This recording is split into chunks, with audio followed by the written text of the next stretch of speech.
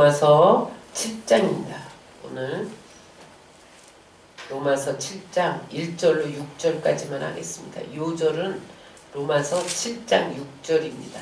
6절을 우리 한 목소리로 읽고 시작하겠습니다.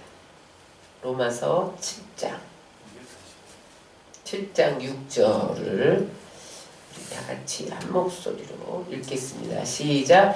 이제는 우리가 얽매였던 것에 대하여 죽었으므로 율법에서 벗어났으니 이름으로 우리가 영의 새로운 것으로 섬길 것이요 율법 조문에 묵은 것으로 아니할지니라. 이 로마서가 교리이기 때문에 좀 딱딱하긴 해요. 그런데 이제 우리가 반드시 이 교리를 알아야 기독교 우리 신앙생활을 제대로 할 수가 있습니다. 지금까지 바울이 예수 그리스도의 복음을 가르쳐요. 로마 교회에 가르치는데 복음은 우리에게 자유를 준다는 거예요.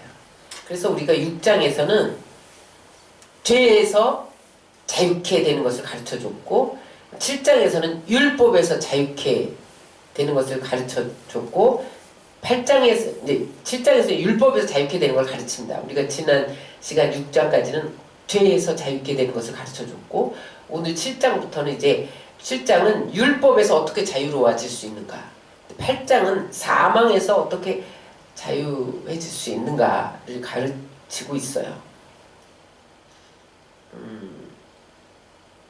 그래서 6, 7장, 8장을 통해서 예수님을 믿는 우리는 무엇인가를 해야 한다. 뭘 해야 되냐면 하나님이 우리에게 주신 계명을 지켜야 돼요. 십계명이 뭐예요? 뭐 거기 보면 하지 말라 계속 나오죠. 살인하지 말라, 도둑질하지 말라, 거짓 증거하지 말라, 이웃 것을 탐내지 말라. 이게 너무 어려워요. 그 다음에 또 우리에게 뭘 해야 되냐면 그거 계명 다 지키고 하나님 사랑하고 이웃 사랑해야 되는 거예요.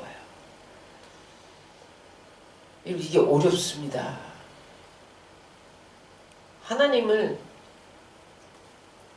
마음과 뜻과 성품을 다해서 사랑을 해야 돼. 이게 안 돼요. 그 다음에 내 이웃을 내 몸과 같이 사랑해야 돼. 그게 안 돼요. 이웃이 여러분 내 몸과 같이 사랑해집니까? 조금만 무슨 이웃이 단점이 보이고 잘못하면 미워하고 좀 나보다 잘되면 시기하고 끌어내고 또 나에게 유익이 안 되면 배신하고 불평하고 원망하고 이게 우리의 모습이거든요. 쉽지 않아요. 왜 그러냐면 우리 육신이 연약해서 그래요. 우리 육신이 연약해서 육신이 방해를 해요. 내 영혼은 그렇게 살고 싶어. 말씀대로 살고 싶고 하나님 사랑하고 싶고 이웃을 내 몸처럼 사랑하고 싶은데 내 육신이 연약한 거야. 그 다음에 또 하나 있어요. 사단이 우리가 육신을 따라 살도록 자꾸 유혹을 해요. 그렇게 사는 거 바보야. 너는 자존심도 없니? 야, 너는 그렇게 사는 거 정석이 아니야. 이렇게 계속. 네가 어떤 사람이냐? 네가 이렇게 잘났잖아. 근데 네가 그렇게 못나게 살 필요가 있어? 이런 걸 사단이 자꾸 유혹을 해요. 그래서 오늘 사도 바울이 어떻게 우리가 연약한 육신을 갖고 살면서 이 세상 임금이 막이고 우리는 연약한 육신을 갖고 살면서 율법을 지키면서도 율법에서 자유를 얻을 수 있느냐를 7장에서 우리에게 가르쳐주고 있어요. 그래서 첫 번째 1절에는 율법주의 신자에게 보내는 편지예요. 다 같이 1절 읽겠습니다. 형제들아 내가 법 아는 자들에게 말하노니 너희는 그 법이 사람이 살 동안만 그를 주관하는 줄 알지 못하느냐? 율법을 아는 자들을 대상으로 네, 뭐예요?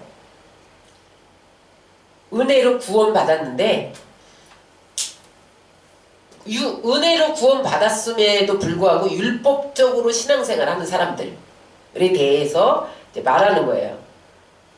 그러니까 이제 우리가 은혜로 구원을 받았어요. 근데도 그 다음에 내 힘으로 신앙생활을 하려고 그래요.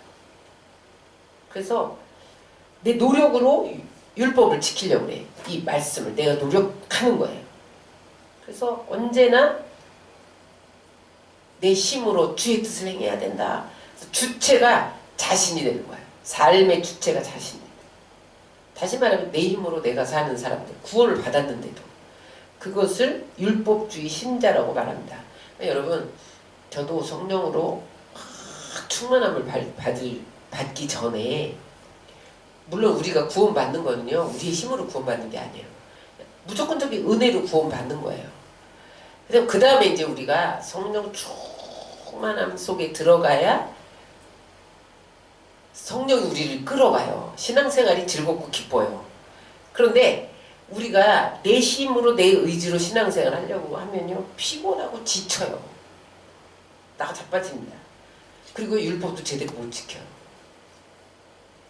그것을 오늘 율법주의 신자들에게 가르쳐 주려고 하는 거예요. 바울이. 베드로를 보세요. 베드로가 예수님 죽기까지 따르겠습니다. 우리도 이런 다짐을 많이 하잖아요. 하나님, 죽기까지 내가 충성하겠습니다. 죽기까지 목숨이라도 바치겠습니다. 베드로도 그랬다니까요. 근데 그렇게 큰 소리 쳤는데 예수님이 무력하게 십자가에서 죽어버린 거죠. 그러니까 어린 계집종이 불을 쬐고 있는데 저 사람 저거 예수 따라다니는 사람이야. 그러니까 그때 로마 병정들이 예수님을 죽인 다음에 예수 따라다니는 사람 다 잡아다가 처리하는 과정이었거든요. 그러니까 그 앞에서 예수님을 3번이나 부인을, 내가 죽을까봐 죽기까지 따른다고 해놓고, 나 예수를 모른다, 너 아니야, 알아, 몰라, 나중에 저주하고 맹세하고 나는 결단코 아니야, 부인했다는 거 아니에요. 이게 우리의 모습이에요.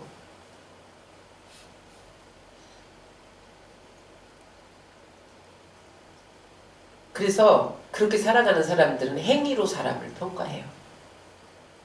그래서 행위에 따라서 자기 의에 빠지기도 하고 행위에 따라서 자기 불의에 빠지기도 하고 그래요. 근데 여러분, 행위는 믿음의 결과입니다. 따라하세요. 행위는 믿음의 결과이다.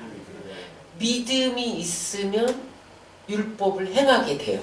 근데 우리는 율법을 행하는 것이 믿음인 줄 알아요.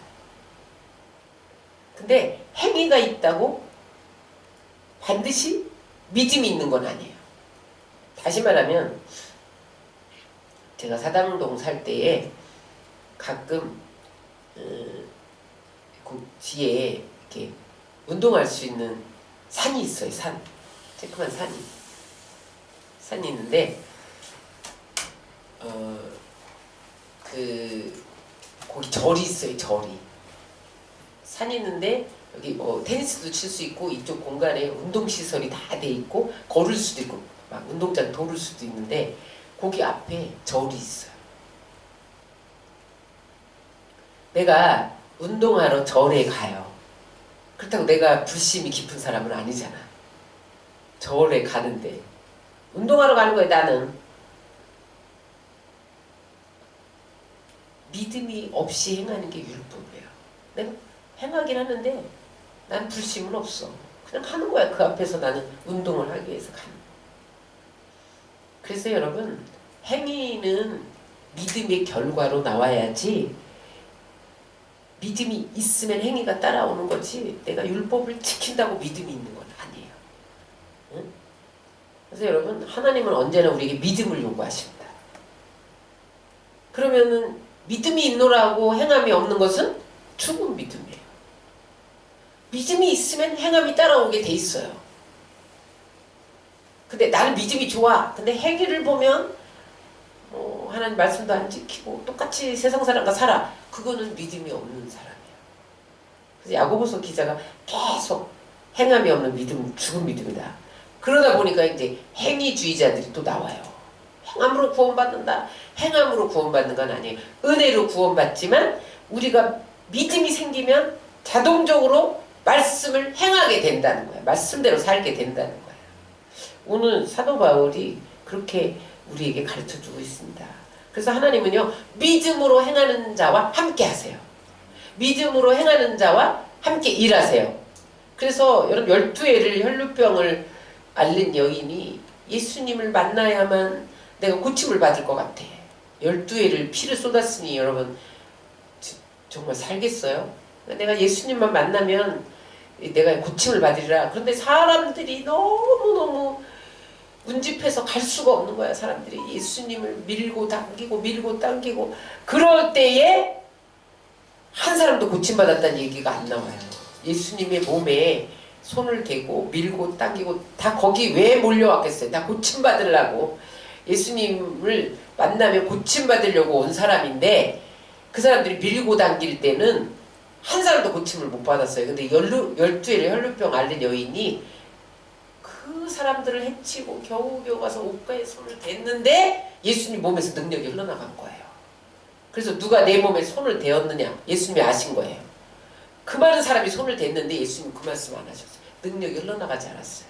그런데 그 여인이 믿음으로 옷가에 손을 댔을 때 능력이 흘러나가서 12회를 혈루병 앓던 여인이 그 자리에서 고침을 받은 거예요.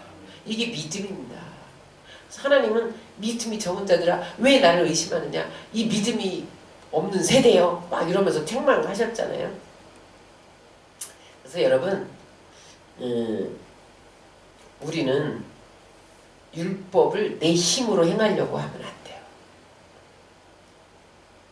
그래서 내 힘으로 행하려고 하면은요 인본주의가 돼요. 사람의 눈치를 살피게 돼요. 그래서 이중적이 됩니다. 가식적이 돼요. 신앙생활이. 사람 앞에서는 잘 행하는 척하고 사람들이 안 보면 다 가서 죄를 지어 막 죄를 지어요. 그게 율법주의자들이에요. 그래서 겉은 괜찮은 것 같은데 속을 들여다보면 뭔가 무덤 같아. 회칠한 무덤 같아. 예수님 그랬잖아요. 회칠한 이 무덤 같은 바리새인들아. 응? 이랬잖아요. 바리새인들이 얼마나 율법을 잘 지켜. 콩나물 11조도 다 드려. 응? 이게 무슨 말이에요? 회칠한 무덤은 겉보기에는 깨끗해 보여요. 하얘니까. 속 들여다보면 무덤에서 썩은 냄새가 나잖아요. 그게 여러분 율법주의자들입니다. 나는 행함으로 옳은 척하는데 속은 썩어있다. 그래서 이 율법에서 자유해져야 된다. 그럼 어떻게 자유로워질 수 있느냐?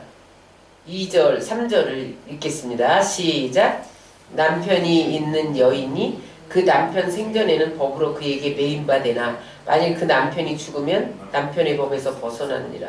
그러므로 만일 그 남편 생전에 다른 남자에게 가면 음녀라. 그러나 만일 남편이 죽으면 그 법에서 자유롭게 되나니 다른 남편에게 갈지라도 음녀가 되지 아니하느니라. 여기 율법을 남편으로 비유를 해요. 아내는 우리야, 성도. 남편이 뻗어시 살아있는데 내가 남편이 너무 세고 힘들어. 그래서 다른 남자하고 시집가면 어떻게 돼요? 음녀가 돼. 이거는 하나님 법에도 어기고 음녀가 돼. 근데 남편이 죽으면 자유로워져서 다른 남자에게 가도 음녀가 안 된다. 이게 무슨 말이에요? 어떤 여자가 결혼을 했단 말이에요. 근데 남편 이름이 강완벽이야. 남편 이름이 강완벽이야. 그래서 모든 게 완벽해. 뭐 도덕적으로도 완벽하고 십계명도 다 지켜. 11조도 잘해. 아주 뭐 새벽기도도 1분이라도 늦으면 안 돼. 강완벽이. 그런데 이 부인은 양연약이야. 양연약. 연약해요. 그러니까 이 남편이 자기만 완벽하면 괜찮은데 아내에게도 완벽을 요구하는 거야. 새벽기도 안 하면 안 돼. 1분이라도 늦으면 안 돼. 뭐야 콩나물 11조도 드려야지. 이러면서. 그러니까 맨 처음에는 사랑해서 결혼을 했어요. 사랑해서. 살다 보니까 숨이 막혀. 지쳐. 막 지쳐. 그래서 아유 난 저 사람이랑 안 살고 싶다. 저 남자랑 이혼하고 싶다. 근데 이혼할 수도 없어요. 왜냐면 음녀가 돼. 이혼하고 딴 여자 이혼은 또 하나님이 금하는 거야. 그러니까 또 음행을 저지르는 거야. 딴 남자하고 가면. 그러니까 어떻게 남편이 죽든지 내가 죽든지 해야 자유로울 수 있다는 말이에요. 오늘 쉽게 말하면. 그래서 남편을 율법으로 비유를 해요. 근데 이 강완벽은 죽을 수가 없어요. 천지가 변해도 죽을 수가 없어. 하나님의 말씀은 천지가 변해도 1.1의 틀림이 없잖아요. 그래서 이제 천지가 변해도 죽지를 않아. 그럼 어떻게 해야 돼? 그럼 어떻게 해야 돼요? 남편이 안 죽는데 율법은 천지가 없어도 안 없어져. 그럼 어떻게 돼? 내가 죽어야 돼, 내가. 그게 이제 내가 죽어야 양연약이 죽어야 돼. 그냥 강완벽은 내버려둬. 내가 죽으면 내가 자유로워지는 거야. 그 얘기가 4절에 나옵니다. 시작. 그러므로 내 형제들아 너희도 그리스도의 몸으로 말미암아 율법에 대해 죽임을 당하였으니 이는 다른 이 곧 죽은 자 가운데서 살아나신 이에게 가서 우리가 하나님을 위해 열매를 맺게 하렵니다. 율법에서 남편으로부터 자유해지면 내가 죽어버리면 되죠. 근데 오늘 사도 바울이 우리에게 말하는 게 뭐냐면 네가 죽으면 아내가 죽으면 율법에서는 자유로운데 네가 살지 못하니 무슨 소용이 있냐는 거야. 그죠? 그러니까 이게 딜레마라는 거예요. 네가 죽어버리면 이 세상 모든 게 끝났는데 무슨 소용이 있냐. 이게 딜레마입니다. 근데 이런 딜레마를 누가 해결하셨어요? 예수님이 해결하셨단 말이에요. 그래서 예수님이 십자가에서 연약에 지치고 힘들고 숨 막히는 것을 다 짊어지고 죽어버렸어요. 그래서 그때에 우리가 지난 시간에 뭘 배웠어요? 예수님과 함께 우리도 죽은 거예요. 그래서 이제 십자가에서 율법이 요구하는 모든 것을 다 짊어지시고 주님이 죽으셨어요. 내가 다 이루었다. 그건 뭐예요? 아내에게 강완벽이 양연약에게 요구했던 것을 다 이루었다 이 말이에요. 다 이루었어요. 그래서 우리가 이제 예수님을 믿기만 하면 구원을 받는 거야. 율법으로부터 자유해진 거야. 왜냐하면 내가 십자가에서 나도 죽었거든. 그게 가장 좋은 샘플이 뭐냐면 십자가에서 양편 강도가 매달렸는데 한 강도가 예수님을 믿음으로 고백하니까 내가 오늘 나와 함께 낙원에 있으리라. 그 자리에서 고백해. 그것만이 아닙니다. 성경은 다 양면성이 있어서 우리는 그것 봐.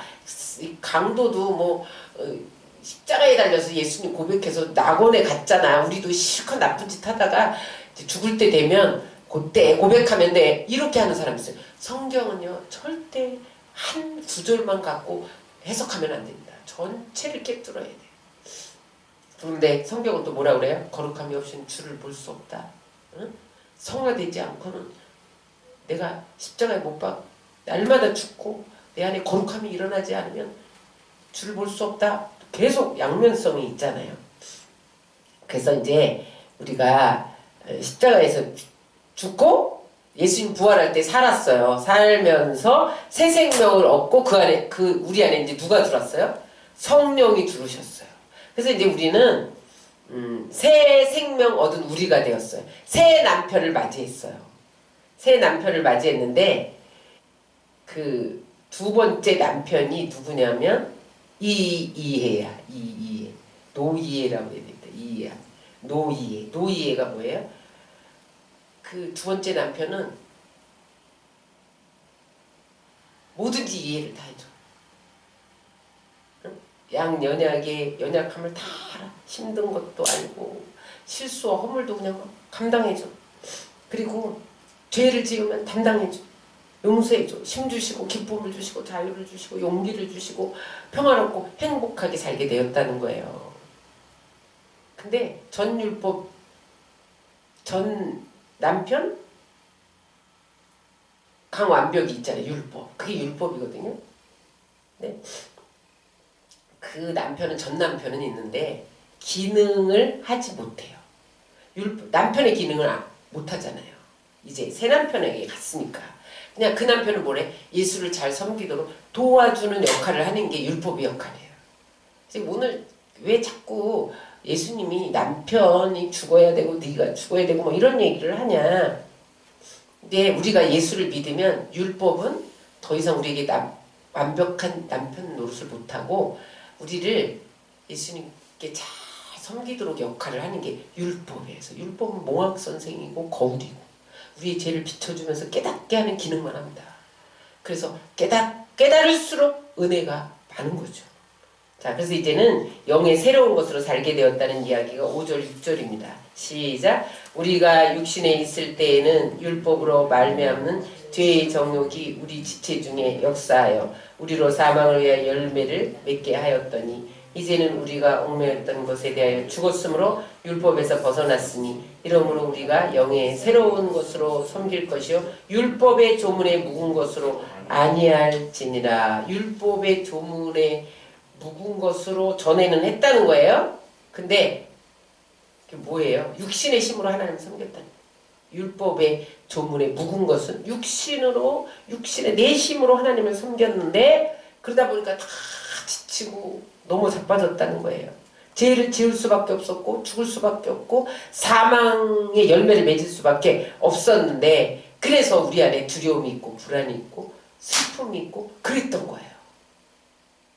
여러분 우리가 예수 믿은 후에도 율법적으로 생활을 하면 우리 안에 두려움이 있고 불안이 있고 슬픔이 있고 그래요. 근데 이제 예수님을 영접해서 얽매이던 율법에서 죽었어. 이제 우리는 죽었어요. 그리고 우리에게 영의 새로운 것 성령을 주셨다는 거예요. 성령. 그래서 이제 성령의 새로운 방식으로 하나님을 섬겼더니 기쁘고 즐겁고 그 다음에 어떻게 됐다는 거야? 새 힘이 솟아났다는 거야. 이런 거예요. 내가 지금 노를 저 배에 내 힘으로 배에 노를 저으니까 너무 힘들어서 고통스러워 죽을 것 같아요. 너무 힘들어서. 그런데 이제는 내가 노를 젓지만 내가 노를 안 젓는 건 아니에요. 노를 젓지만 바람이 불어와서 내가 가는 방향으로 막 밀어줘. 그러면 어떻게 돼요? 배가 내가 힘 안 들여도 가는 거예요. 성령의 바람입니다. 성령을 의지하면요. 내가 말씀을 지키려고 노력은 하는데 내 힘으로는 안 돼요. 성령이 와서 밀어주는 거야. 할 수 있도록. 성령이. 그러니까 이제는 예수님과 함께 살면 생명의 열매를 맺게 된다는 거예요. 로마서가 여러분 예수님을 모를 때는 이게 어려워요. 근데 우리가 예수 믿고 벌써 막 직분을 다 가졌잖아요. 그러면요. 아 그랬구나. 이제 깨달아져요. 옛날에 제가 이 초신자였을 때는 이 로마서가 그렇게 어렵더라고. 아주 딱딱하고 율법이라 뭔 소리인지 몰라가지고 막 이 로마서 읽기 싫더라고요. 근데 나중에 이건 뭐 교리이기 때문에 로마서를 읽고 모든 종교개혁자들이 로마서 때문에 종교개혁을 일으킬 정도로 아주 꼭 알아야 되는 책이잖아요. 근데 주제가 그겁니다. 우리의 힘으로는 죄에서 자유로울 수 없고 율법에서 자유로울 수 없고 사망에서 자유로울 수 없다는 거예요. 예수 믿은 후에 신자들이 자기 의로 예수를 믿으려고 하면 지치고 나가 떨어진다는 기쁨이 없어요. 성령 받지 않으면. 오랫동안 예수를 믿었는데 성령이 뭘 하는지도 몰라. 응? 그게 율법으로 행하는 신자예요. 그럼 자유가 없어요. 근데 이제 우리가 난 율법에 대해서 죽었어요. 이제 십자가에서 죽었어. 예수님 부활과 함께 성령이 우리에게 오시면 성령이 우리를 율법을 지킬 수 있도록 도와주기 때문에 쉬워요. 그래서 주일날 와서 말씀 듣는 게 기쁘고 즐겁고 또 막 새벽을 깨우며 기도하는 게 기쁘고 즐겁고 기쁘고 즐겁게 신앙생활을 하는 거예요. 그러다 보면 이제 나머지는 이제 하나님이 책임져 주시는 거죠. 다 하나님이 그렇게 살기를 원합니다. 그래서 죽은 후에도 부활하여 하나님 나라에 들어가게 되었다. 이것이 오늘의 사도 바울이 우리에게 주는 메시지입니다. 그러므로 여러분 오늘도 우리가 믿음으로 행하시기 바랍니다. 그리고 성령의 도우심을 통해서 하나님 순간순간 우리에게 죄의 유혹이 다가오죠. 순간순간. 여러분 지금 어떤 사람이 죄를 지음으로 내가 지금 그 사람으로 인해 같이 고통을 당하고 있어. 그런데 나는 완벽하냐? 또 나도 죄 지을 생각을 하는 거예요. 여러분 누구도 우리는 정죄할 수 없는 겁니다. 다만 우리는 뭐예요? 이제 율법에서 자유케 되었으므로 성령의 능력으로 죄를 이기고 나를 이기고 마귀를 이기면 기쁘고 즐겁고 행복하게 살아갈 수 있는 거죠. 우리 그 힘을 부어달라고 성령의 힘을 부어달라고 기도하시겠습니다.